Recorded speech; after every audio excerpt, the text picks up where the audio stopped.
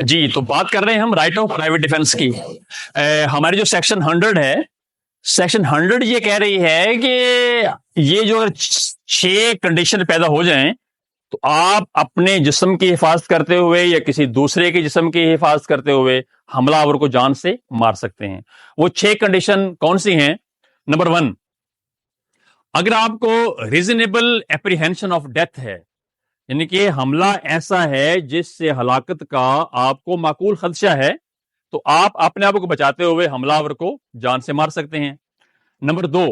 اگر آپ کو گریویس ہرٹ کا خطرہ ہے, اگر آپ سمجھتے ہیں کہ اس حملہ سے مجھے گریویس ہرٹ پہنچ سکتی ہے, تو آپ حملہ آور کو جان سے مار سکتے ہیں. نمبر 3, اگر حملہ آپ کے اوپر کیا جا رہا ہے ریپ کی نیت سے, آپ سمجھتے ہیں کہ ریپ ہوگا آپ کے ساتھ یا کسی اور کے اوپر ریپ کے ارادے سے حملہ کیا جا رہا ہے, تو حملہ آور کو جان سے مارا جا سکتا ہے. نمبر 4 ہے کہ اگر آپ کے اوپر حملہ کیا جا رہا ہے ان نیچرل لسٹ کے لیے, سوڈومی کے لیے, تو آپ اپنے آپ کو بچاتے ہوئے یا کسی اور کو اس جرم سے بچاتے ہوئے اگر آپ حملہ آور کو جان سے مار دیتے ہیں تو it is no offense.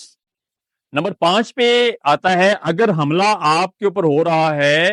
Kidnapping اور ایبڈکشن کی نیت سے,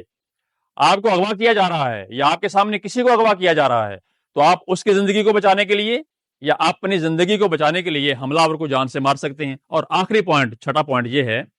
کہ اگر کسی کو رانگ فل کنفائنمنٹ میں رکھنے کے لیے, حبس بے جا میں رکھنے کے لیے اگر کسی پہ حملہ ہو رہا ہے اور وہ سمجھتا ہے